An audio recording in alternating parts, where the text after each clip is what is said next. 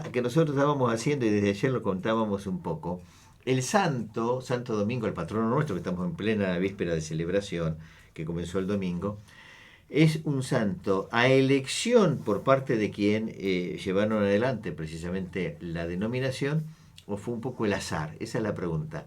Para que nos saque de la duda, hemos convocado a Héctor Iaconis. Bienvenido, Héctor o José. Muchas gracias.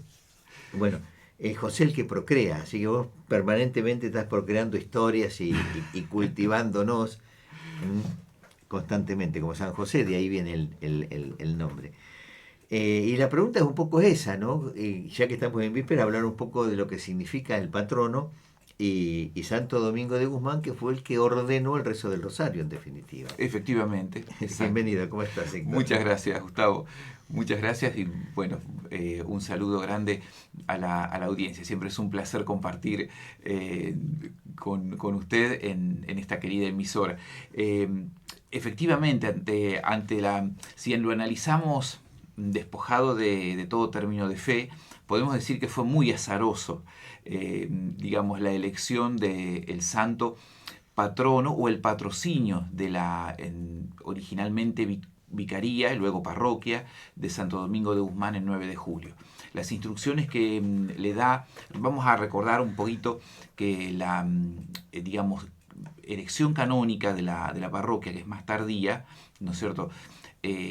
Unos años después de la bendición, acontece algunos años más tarde de la fundación, es decir, entre 1863 y 1868, 9 de julio, no tenía un templo, ¿sí? Se realizaban los oficios en otro lugar, que era una habitación que pertenecía al domicilio, a la casa particular de Julio de Bedia, que había quedado en ese momento a cargo, cuando Julio de Bedia había dejado el pueblo de 9 de julio, a cargo de Pedro Lavé, su vivandero. Bien, esa casa de Julio de Bedia, ¿dónde estaba Esa ubicada? casa concretamente, la habitación era una casa quinta, pero no la podemos imaginar en absoluto como eran las casas, como son las casas quintas de hoy. Obviamente. Era un rancho de adobe con piezas amplias, habitaciones amplias.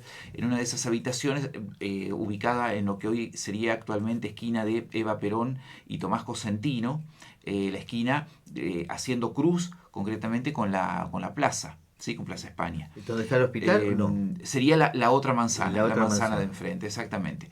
Ahí había a cargo de esa casa, que Julio de Villa tuvo dos casas. Esa fue su casa quinta, que fue la primera, ¿sí? Donde él dispuso la construcción de su casa, donde alojó a su familia. Su familia estaba mucho tiempo en Bragado y desde luego también el 9 de julio. Y digamos, él mientras se delinea el pueblo, ¿sí? Vive en esa casa y después construye otra vivienda más para ubicarlos más fácilmente, donde es actualmente el solar de la filial del Banco Credicop. La esquina de Ahí, Libertad y San efectivamente, Martín. Sí, exactamente. sí. Ahí estuvo ubicada la que fue su casa particular, que en realidad la ocupó por muy pocos años, muy poco tiempo en realidad, no años, poco tiempo.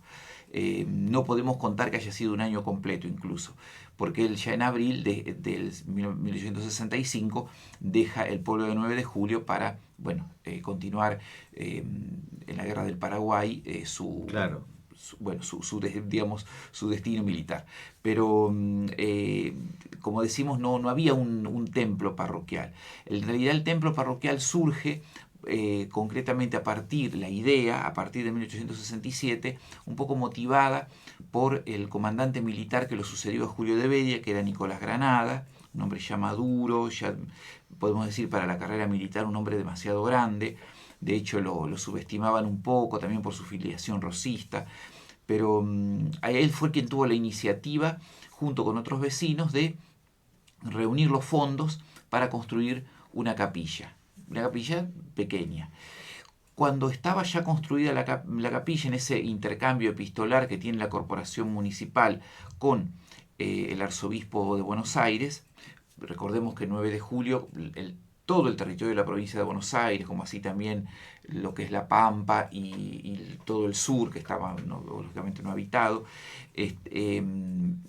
no había parroquias ni jurisdicción, digamos, parroquiales en esa Correcto, zona, pero sí, sí. sí, lo que decía toda la teoría de la provincia de Buenos Aires pertenecía a la arquidiócesis de Buenos Aires.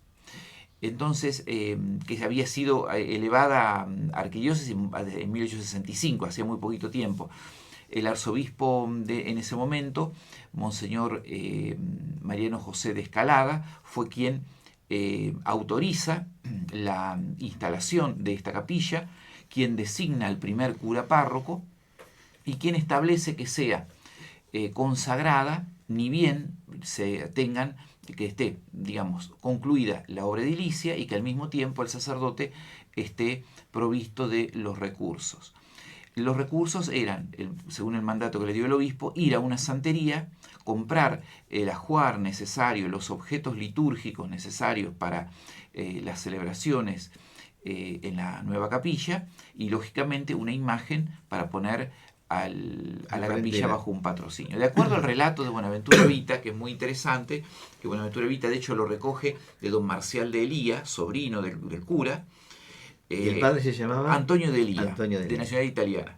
El padre de Elía fue a una de las pocas santerías que había en Buenos Aires y detecta una imagen que estaba arrumbada, que probablemente era la imagen más económica. Estaba arrumbada al costado de una puerta, nadie le daba mucha atención y, según el relato de Buenaventura Vita, el vendedor le dice al sacerdote: es la vera imagen de Santo Domingo de Guzmán. Porque probablemente el padre de Elía, en ese momento, claro, tengamos en cuenta la época, 1868. claro.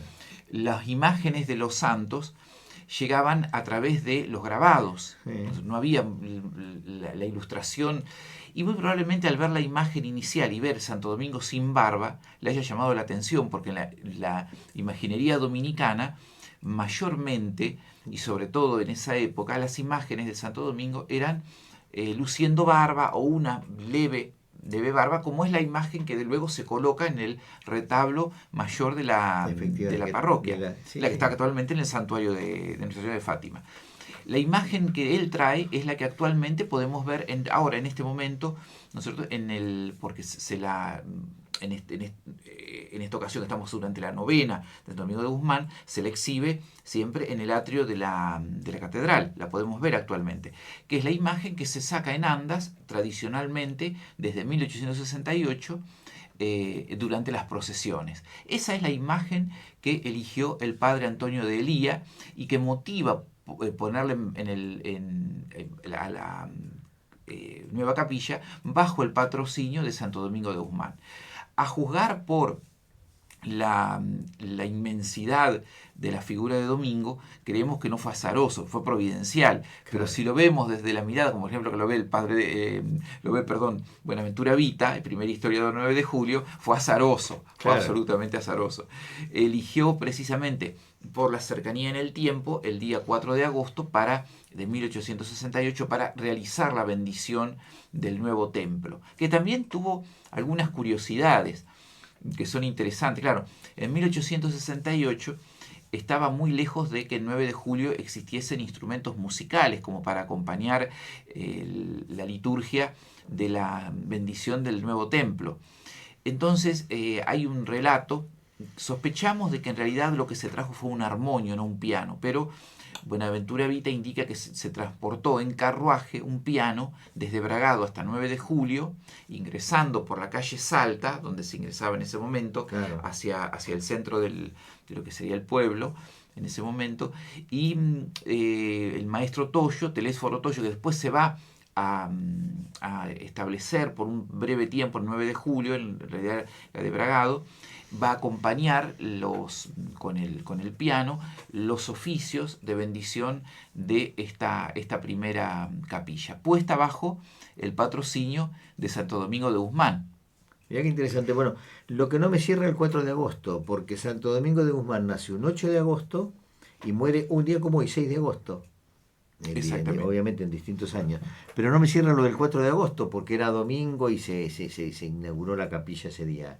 No, el 4 de agosto fue porque en realidad antes de la festividad, es decir, antes del reordenamiento del santoral, Sí, Santo Domingo era el 4 de era el agosto. 4 de agosto. Sí, sí. Cuando se reordena el santoral, Se respetó se la le fecha otorgó, exactamente, se respeta la fecha del 8 de agosto de su nacimiento. y se coloca en el lugar donde estaba la celebración del Santo Cura de Ars, que Que es es el el 4 de 4. agosto, y que tiene una importancia muy grande Muy para grande, la vida de la iglesia, claro. Sí, por eso el día del que sería el sacerdote, sacerdote, exactamente. que fue el domingo, dicho sea de paso. Pero todas digamos, en la memoria de las generaciones anteriores, quienes vivieron antes de la década de los años 60, sobre todo cuando a partir de 1969, que es cuando se produce el cambio más importante dentro de la liturgia, después del concilio, dice Santo Domingo de Guzmán, 4 de agosto. Todos los nacidos el 4 de agosto le ponían generalmente, la mayoría, con el nombre de Domingo. José Domingo, Luis Domingo, Sí. o Domingo directamente, ¿no es cierto? Había una cuestión Bueno, el padre Guida cumpleaños el 4 de agosto, así que él hacía todas las se celebraciones. llamaba Y Domingo, de, exactamente. En el caso del padre Guida había toda una cuestión porque mucha gente incauta decía que se le había puesto Santo Domingo de Guzmán por el padre Guida. Y eso se repitió a lo largo de muchos años, algo que era completamente falaz. Pues el padre alguna vez Guida, lo escuché eso, que me causó mucha gracia. Digo. no, el padre Guida llega en 1922 y la capilla estaba dirigida desde 1868. Tenía ya hace muchos años, pero bueno, también ha sido providencial la presencia del padre Guida, que marcó toda una gran historia, que de hecho el hogar de ancianos, Santo Domingo de Guzmán, que lleva el nombre del santo patrono, porque Domingo de Guzmán ya no es solo patrono de la capilla, sino también lo va a ser de la parroquia, de la catedral, y lo es también de la De la diócesis, diócesis, tal junto cual. con Nuestra Señora de Fátima. Es Así que decir, vaya providencia, ¿no? O vaya azar, que de exactamente, acuerdo a cómo lo exactamente. queramos mirar. Pero Es la historia es muy simpática y Máxime ahora en estos días que estamos recordando las fiestas patronales. Es más, les recuerdo que el jueves, después de la misa de las 19 horas, el santo va a hacer una recorrida por las calles de la ciudad llevando la bendición. Y aprovecho también para contarle que lo vamos a estar transmitiendo nosotros en vivo por la radio en imagen, un hecho tan fuerte, tan importante para la vida de la comunidad, ¿no? sin duda. Porque las fiestas patronales a veces han perdido como fuerza y, y, y precisamente por ser las fiestas patronales me parece que hay que darle esa relevancia que tienen, ¿no? Para... Sin duda. En su momento, y también es parte de la memoria de la comunidad, el padre Guida, por su fuerte temperamento también, ¿no es cierto? Que tiene un poder de captación muy en distintos sectores de la ciudad, sobre todo entre la clase mejor dotada del 9 de julio, la clase dotada económicamente, ¿no? Y entre los adinerados tenía una gran llegada, y también lo tenía en el comercio. Entonces él les pedía, por lo menos a los comercios que estaban en torno a la plaza, que bajaran, se cerraran las puertas cuando había una procesión. Claro. Y y se ve, esto se puede ver en las fotografías de la época, las puertas de los comercios se cerraban, por lo menos mientras estaba, y era muy masiva la concentración de, digamos, de vecinos, como así también de, y esto es muy interesante, establecimientos educativos que no eran confesionales. El caso, por ejemplo, del Colegio Cavalari, Claro. que llevaba su delegación de alumnos. Había, digamos, incluso también hay una imagen muy linda que es fílmica, de un 4 de agosto, concretamente de 1922, cuando hacía muy poquito que el padre Guida era su párroco, y bueno, había venido el gobernador de la provincia, estaba también Monseñor Dionisio Napal, que fue un orador sagrado muy conocido, y en un determinado momento aparece una imagen muy linda que son los alumnos de la escuela número 1 con su directora, Aurea Loza de Vita, que atraviesan la plaza para participar de la ceremonia.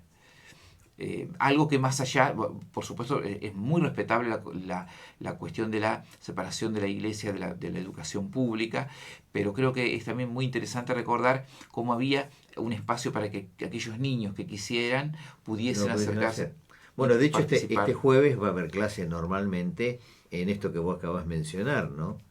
Que uno a veces cree que en el marco precisamente de la festividad y que va a haber un asueto administrativo desde el orden municipal para la celebración, a veces, bueno, otros años las escuelas han participado, se han sumado a la celebración, por eso no había clase, pero ahora en el marco de esta división precisamente va a haber clase el día 8. Efectivamente. Bien. Recuerdo, pero con muchísima claridad, en mi etapa de escolar, tanto de primaria como de secundaria, el asueto administrativo Alcanzaba la del día 8, educación, efectivamente. tal cual. Efectivamente. Por eso lo recuerdo, porque uno tiene esa imagen fuerte y entonces, no, este 8 va a haber clase normalmente, para que la gente, los padres no se olviden. De llorar a los niños. Claro, porque algunos distraídos a decir, che, ¿qué pasa? Bueno, seguramente los docentes se van a estar ocupando de avisar a cada alumno en el cuaderno de las comunicaciones, sobre todo los más pequeños, y por eso va a haber clase. Héctor, en relación al santo, el padre Manuel, o Manolo Prieto, como le decimos normalmente, integrante de la congregación de los hermanos marianistas, él en varias oportunidades y en varias prédicas ha dicho 9 de julio es una ciudad mariana. Y en alguna oportunidad ha mencionado, a la luz de todas las corrientes que hay de oración, grupos constantes de rezos, pero sí hincapié que puede estar en la Virgen y en el patrono. ¿Qué lectura se puede hacer de eso? Siendo precisamente Santo Domingo de Guzmán el que manifiesta haber tenido una visión o una presencia en un sueño de la Virgen y le ordena cómo llevar adelante el rezo del rosario y como lo hacemos ahora, ¿no? En las Efectivamente. distintas. Sí, la figura de Domingo está sin duda ligada a María en todos los órdenes. Es decir, él es, digamos, la Virgen le regala, por así decirlo, le otorga como regalo el rezo del rosario y que él va a ser un gran difusor. Recordemos que la vida de Domingo es providencial en muchos aspectos desde el origen de su nacimiento. Si nosotros hoy observamos la imagen que justamente contemplamos en el altar de la iglesia catedral, Sí, y vemos el perrito con tal cual. es el fruto del sueño de Juana de Asa, y está representado ahí y sin duda es lo que él es la antorcha que ilumina la fe de su tiempo. Bueno, y te saco tangencialmente, la cantidad de perros que entran a la iglesia, se ponen al frente al altar, nunca molestan a ningún feligrés, jamás. Y el otro día, a las 7 de la mañana, hace 2 sábados, en el rezo de los madrugadores, entró un perro, se puso a un costado de un banco, recorrió primero todo el espacio y después se echó y estuvo participando de la oración. Un hecho muy curioso. Y muchas veces lo hemos visto al lado del sacerdote, no el perro. Y que nadie los molesta. Y yo siempre digo, bueno, la presencia de Santo Domingo acá. Muy probablemente Mucha- sea. Sí, te corté, pero quería No, sí, contar sí. esta anécdota en función de lo que significa toda la imagen que estamos viendo en la Catedral de Santo Domingo, ¿no? Sí, esa imagen, para que los escuchas cuando lo observen, el perrito con la antorcha en la boca y teniendo el orbe, el piecito sobre el orbe, hace referencia a un sueño que la mamá de Santo Domingo tiene justamente frente a la tumba de Domingo de Silos, en la abadía de Santo Domingo de Silos, la abadía benedictina. Ella se queda dormida estando embarazada. eh, no tengo certeza si ella sabía que estaba embarazada o si se lo anuncian después, pero ella ya estaba embarazada y tiene el sueño que su hijo es un perro que lleva una antorcha en la boca y que con esa ilumina, ¿no? Eso es una imagen muy linda porque significa en realidad, lejos de que sea una imagen violenta de un perro con una antorcha, significa que domingo iba a ser luz para el mundo en términos de la fe, Claro. y guardián celoso de la doctrina. De hecho, él forma una congregación, la congregación de la orden de los predicadores, ¿no? Los dominicos, que son celosos guardianes de la fe y de la ortodoxia dentro de la iglesia. Y que ha dado, de hecho, figuras de la talla de Garrigou-Lagrange, bueno, dominicos muy, muy significativos, teólogos de fuste para la historia de la iglesia. Con respecto a lo que comentaba Gustavo, si 9 de julio es una ciudad mariana, a mí no me cabe duda. María está presente desde el origen mismo, cuando llega Julio de Vedia y que trae consigo una imagen que hoy se conserva en la iglesia catedral, estuvo en la curia, ahora está en la catedral, de María, y es María quien preside las celebraciones modestas que realizaban los curas de Bragado entre el 63 y el 68. Claro. Y después está presente justamente desde que, por iniciativa de Monseñor Herrera, el copatrocinio de la diócesis corresponde a María. Y eso es maravilloso, porque es también una reafirmación de la presencia de María en la iglesia particular de 9 de julio. Creo que eso es notable. Hace unos días, cuando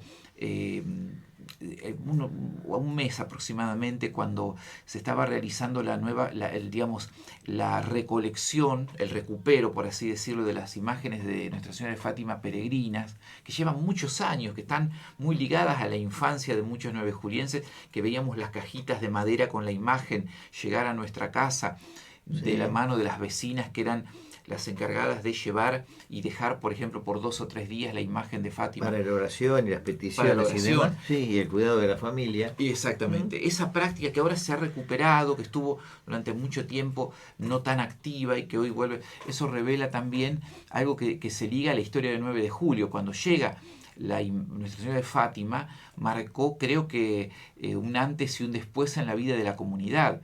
La creación de lo que es actualmente el santuario, sí, la parroquia.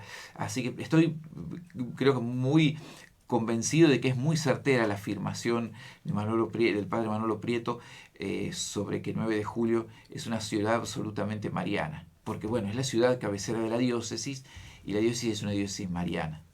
Sí, bueno, nosotros de nuestro medio lo observamos cuando hacemos convocatorias de llamado de oración por distintas razones, por salud y demás.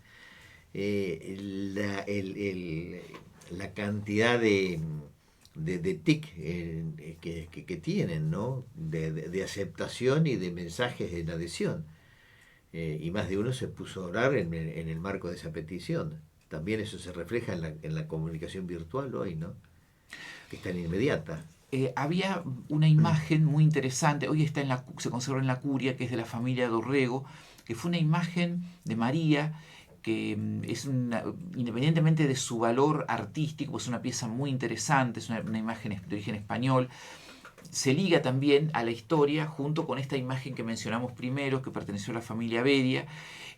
Son las primeras imágenes de María que llegan al pueblo de culto privado, y que marcan también el inicio de la vida no podemos decir una vida eclesial, porque no había una autoridad de tipo, la autoridad de un párroco o de un vicario, pero sí inicia un poco la vida de fe. Recordemos que justamente Mercedes Vázquez de la B, primera maestra de 9 de julio, y también Bonifacia Viera de la Plaza, se considera segunda maestra, pero las dos vinieron en la misma fecha, así que podemos decir que las dos fueron las primeras maestras del 9 de julio, junto con la señora de Baptista, que era familiar de Julio de Bedia, ella era Bedia de Baptista, Enriqueta, que fueron no solamente educadoras en cuanto a lo que tiene que ver con las letras, sino también con la fe. Los maestros llevaban a enseñar, los maestros de la escuela número 1, cuando aún no existía el templo parroquial en 9 de julio, llevaban al cementerio, ubicado en la calle Bedia, a los niños, porque el único símbolo religioso que había en el pueblo era una cruz, que era la cruz del cementerio, una cruz en madera. Entonces, para enseñar la doctrina, sobre todo en Semana Santa, los llevaban a ese lugar, porque no tenían otro. Entonces hubo en el origen también una gran preocupación por fomentar la fe y seguramente también, sin duda, la figura de María. Bien. Héctor, bueno, muchísimas gracias con toda la ilustración y el relato que nos has dejado, y sobre todo en el marco y recordando Santo Domingo de Guzmán, que el fondo era eso, es justo precisamente en plena celebración de las fiestas patronales, y con esta historia tan simpática, ¿no? De Cómo llega el patrono. el patrono. Una forma azarosa, pero también podemos decir, No, debió haber algo de providencial seguro también ahí. también, bueno, y el sacerdote cuidando precisamente los dineros que no le pertenecían, trayendo una imagen la más económica de La que encontró más económica, porque de hecho la afirmación, el apunte de Buenaventura, hay un apunte manuscrito que se conserva actualmente en el museo, que no está publicado integralmente en su libro, pero que relata, porque es la entrevista que él le hace a don Marcial de Lía. Entonces Buenaventura tomó apunte de lo que le decía y él pone exactamente arrinconada, usa el término ese, que es un término que lo usa para su apunte. Pero Claro, estaba arrinconada la imagen, como quien dice, olvidada, claro, sí, olvidada, en el fondo olvidada. pero quiso venirse a 9 de julio. Bueno, fíjate, perdón, fíjate vos lo que pasó en San Nicolás, ¿no? Cuando Gladys cuenta que le va a llevar el relato al sacerdote, dice, veamos la imagen. Y esa era una imagen arrinconada que hoy precisamente es la del santuario de San Nicolás, de la Virgen de San Nicolás. ¿Mm? Fue también un tema de la providencia totalmente, ¿no? Sin duda. Y sin duda. La Virgen cómo se hace presente, a Gladys Mota, ¿no? O a Gladys Quiroga de Mota. Bueno, Héctor, muchísimas gracias por el gesto de Muchas estar gracias, Gustavo. ilustrarnos precisamente a todo el distrito y la región de esta historia tan rica. Muy amable.